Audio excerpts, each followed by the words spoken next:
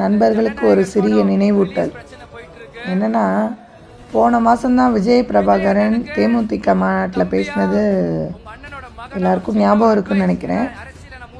காங்கிரஸ் கட்சியோட கூட்டணி வைக்காதீங்க, உங்கள் தம்பியா அண்ணனோட மகனா அப்படி சொல்கிறேன்னு நம்ம விஜய் அண்ணனுக்கு கருத்து சொன்னார். ஆனால் இன்றைக்கி என்ன நடக்குது? இன்றைக்கி டிஎம்கே கூட்டணியில் காங்கிரஸ் கட்சி சேர்ந்துருச்சு. அதே கட்சியில் இந்த தேமுதிகவும் கூட்டணி வச்சுருக்காங்க. அப்போ மக்கள் கேட்குற கேள்வி ஒன்று தான்.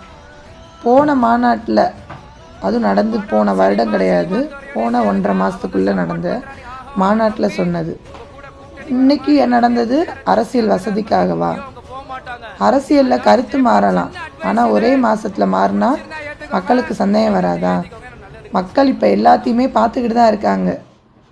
அரசியலில் சொல்லும் வார்த்தைக்கு மதிப்பு இருக்கணும். யோசிங்க மக்களே.